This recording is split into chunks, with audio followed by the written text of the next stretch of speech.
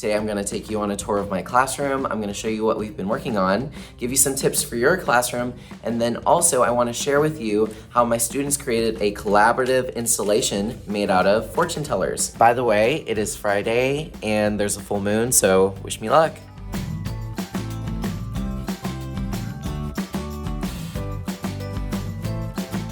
Hi art teachers, my name is Joe Boatfield. I teach elementary art just north of Dallas, Texas. If you want more videos just like this, a day in the life of an art teacher, don't forget to like this video and subscribe to the Art of Education University. Let's get started. Good morning. So we're here in the classroom. Let's go take a tour. Here's where I keep all of the materials that will probably be used on a mostly daily basis.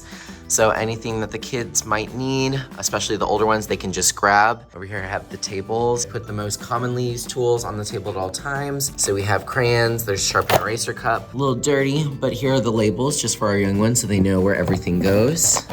I always make sure that they put the marker's lid up so I know that the lid is on there. Each spot in the room has a number and that actually corresponds to an iPad. We have iPads in our classroom that we use for different art making apps. Over here is where I have the rug and our little mini library. On the outside of the rug, I put some rainbow tape. So this is where the kiddos will sit. And that way they're not fighting over spaces and they're not sitting directly in front of you. I have a mailbox because I noticed that students will try to hand me things that they created and it's not something necessarily I want to look at right at that moment, so I have them put it in the mailbox. I have this giant bin of fortune tellers right now. We're gonna make a giant fortune teller sculpture for the hallway. This is actually my desk. I am a standing person. I have some murals in my classroom that I painted. Over here, I have my essential questions and learning goals. I have some art. I like to keep it contemporary. Over here's where I keep the grade level bins with whatever materials that they're going to need. Fifth grade is doing some drawing, some blind contour, and so we put pencil through paper plates. Over here I have 2 sinks inside of my cabinets. I try to keep it orderly. This is a cabinet that 4th and 5th grade goes to because they'll need paint a lot and I just let them get their own. I have noticed that it works better to put a picture of what it should look like instead of just telling them that I want it, rainbow order and neat. And that is a better visual for them to understand what your expectations are. I have these really awesome light covers. I don't keep them on all of the lights because it actually does dim the lights down a little bit. So I still need some of these bright lights, but these are so cool. Now we're going to cut some origami paper. We're gonna cut these into squares, and this is what the kids will use to make their origami fortune teller for our sculpture. I'm also gonna cut a bunch of copy paper down into squares too to practice on, and then they get to keep the practice and keep any extra, but they need to donate at least 1 to our fortune teller sculpture. You're gonna have these leftover pieces. Do not throw these away. These are like gold. There's so many projects that you can do, or you could cut these up even smaller and use them for like a paper weaving project. As art teachers know, we tend not to throw things away. In my classroom, we have these green arrows all around the classroom. This helps kind of regulate traffic, I guess. If you imagine you have one student with water going this way, another student with something else going this way, and they collide, there's a mess. So I've just decided over the years, the best thing to do is just have green arrows. Today, when they follow the green arrows into the classroom, they're gonna pick up 1 white piece of paper, 1 color piece of paper. How's it going, 4th grade? Good. And all right, so today we're gonna have some fun. When you guys walk in, if you could follow the green arrow. You have your Chromebook, so put your Chromebook down. Once you put your Chromebook, follow the green arrow. Once you follow the green arrow, pick up your art. You know it's yours because it has your name. Once you have your art, find your table. And give me a thumbs up so we know you're ready. All right, good job. And align this to the top first. Try to see if you can get those corners right smack dab in the middle. Try to be neat. Neatness is key. All right, fold the out corners in. All right, so let's check out my back rooms. So ring light, that is 100% a great buy for the art room. I use it for my demos. Cart, I keep all the fiber arts over here. Drying rack will probably be coming out today. more tools. These are just tools that we probably won't be using on a weekly basis, and so that's the purpose for keeping them back here. And then here, I actually have a kiln room attached. All right, so who could raise their hand and tell us, how does art make us think better? Yeah, you can imagine the art in your head. Yes. Oh yeah, it takes your mind off stressful things. All right, let's do one more. Yeah, builds your creativity. Art helps us think about things. All right, you guys are gonna be using oil pastels, which are my favorite. In their Google portfolios, they have different units. Right now we're in the drawing unit. And then it also has our essential questions in there. And then if he goes to the next slide, it has space so he can put a photo before, after, and share notes and write text about his artwork. Their portfolios look like this. It looks like we have a student who has not filled his out. My students are cropping it down. So now my student's gonna go to format options on Google and bump up the contrast and maybe even play with the brightness. They try to get their images as clear as possible so that they can have these Google Slides portfolios for years to come. Hands on top. That means stop. All right, keep your hands on your head until I say go. I want you guys to follow the green Arrow. If you could put your art on the back counter, that would be amazing. If you have free draw or a fortune teller, please take it. Oh. Use a wet wipe to clean your, Hand. and then use it to clean your. Table. Once you've done all that, give me a Thumbs up. to show me that you're. Ready. Okay, go. All right, as tables are cleaning with the wet wipe, I'm putting things away too, trying to model some of that behavior. I would say my number one piece of advice for any new art teachers out there is be organized. It is not something that we're born with, especially not me. I have not always been the most organized person. There's a reason I didn't show you my house before I left for school today. But keep your workspace organized, and it's a habit that you have to build. I think of it as if I were to disappear for a week, would someone be able to take over my classroom and know where everything is? Would they know what the learning goal for that week was? Would they know where my lesson plans are? Start every project, every activity with organization first. It's lunchtime, so I get a little bit of a break between 3, 4, 5, and then K1, 2, which is nice, and just my typical microwave meal. I prefer to just be totally alone in my classroom. I'm just the type of person that needs a little bit of space and quiet after all that. Students in second grade are going around with sticky notes with an arrow on it, and it points to their favorite part of someone else's artwork. I also wanted to share some de-escalation techniques. Whenever I see that a student is dysregulated and kind of needs a moment to talk it out, I'll invite them over to my space, my computer, and so I'll just do this motion because it's better than, so just little things like that. Why don't you try doing our calm down corner? Why don't you try telling that friend that you're upset with them and see what happens? And so this helps them rethink.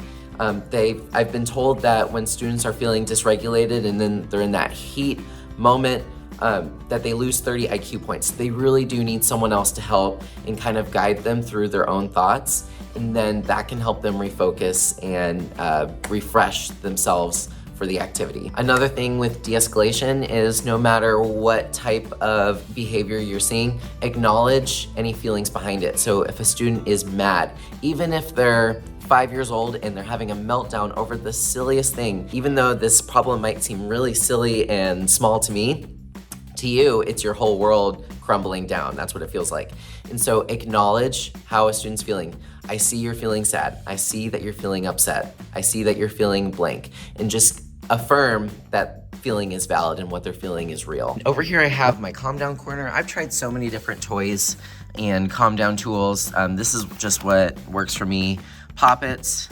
I use these breath maps. Basically what it is you're having a hard day, you can take your finger and breathe with the rainbow. But I would say the biggest win I found is just having a giant Squishmallow. And I've noticed that the kids go to the Squishmallow more than they do my other calming tools. Are you ready to meet her? Yes. All right, close your eyes, no peeking. I'm gonna go get her. All right, you guys can look now. It's me, I'm Mona Lisa. No, you're in the broken. Are you guys the kindergarten class? Yeah. Wow. Doesn't this sound pleasant and calming?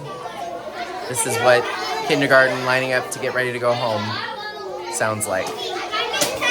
All right, so kindergarten is gone. I am done for the day. Kindergarten was a little bit crazy, but that's actually how I like it. I love a fun, crazy class. I just kind of ride that wave. Tomorrow, I'm going to come in and show you how to put up your origami fortune teller sculpture in the hallway. And we'll need a few things from the store, but I will see you tomorrow. Okay, so Saturday Joe here. We're gonna head to Daiso and get some of my kind of favorite things I found there. I also have some command hooks that I bought so that we can put up our origami sculpture. You'll need duct tape and fishing line, but I already have those in the classroom. So Daiso is kind of like a dollar store. Look at all the different kind of storage they have here. I love these little cups that they have. These are great for holding pencil sharpeners and erasers. So I think I'm gonna get these. These are like the most indestructible pencil crayon bag holders. I have a few of these in my classroom and they've lasted 3 years without breaking. Not teacher related at all, but you can also get some really fun snacks here. I'm at the school on a Saturday. I meant to come in earlier this morning, just life happened. So I'm hoping I can get a dent in this sculpture. Had I been a little bit smarter this year, I would have had all of the origami already organized by color. Here's some origami rainbow color goodness. I just take the flaps, the little pockets, pull together, staple, and then same thing on the other side. If you have older students, they could probably do this for you. And then eventually you'll staple those together and it just gets bigger and bigger. By the way, this cup that I'm holding staples in, this also came from Daiso. It's a cute little like lunch cup, but it's great for holding random things like staples. All right, so here's what we have after 1 hour. Guess who's back? Back again. All right, so I'm at the school on a Sunday, and I just want to say, normally this sculpture would probably sit in the storage room for another 2.5 weeks before it got up, but for you guys, I'm going to get it up. I already failed the day in the life challenge because now it's like 3 days, but at least it's not 2.5 weeks in the life of an art teacher. So let's go get this done. Here's the deal. I have the fortune tellers on the table as if this is like an operating table. So the plan is we're going to take some fishing line and do an X all over. I'm going to tape the fishing line to the fortune tellers, and that's what's going to connect to the walls with the command hooks. I'm also going to tie the fishing line to the command hooks and add a little bit of hot glue. And then as it travels under the sculpture, there's this Gorilla Tape, which I pressed really hard. And then I'm gonna do this again on the other kind of X axis here. All right, my big friend is now out here. And so of course, when you're putting it up,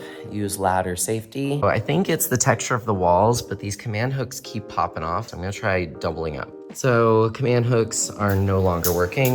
Wow, glad I got that on camera. I'm gonna have to re-strategize. And I'm at the Home Depot, and let's see if we can find something a little bit stronger than those grocery store command hooks. All right, so let's hope at least a couple of options, one of them will work. A little frustrated right now because all of the command hooks I tried are not working, but like I said, first rule is organization, and now you know why. I'm gonna try one more thing, these vinyl cup hooks. Finally working, it's totally secure right now. I even did the little earthquake test and it is working fine. So these screw in pieces, those work for this project. The kids can walk under it as they're entering the school, and so they have this kind of moment looking up at all the fortune tellers that they've created.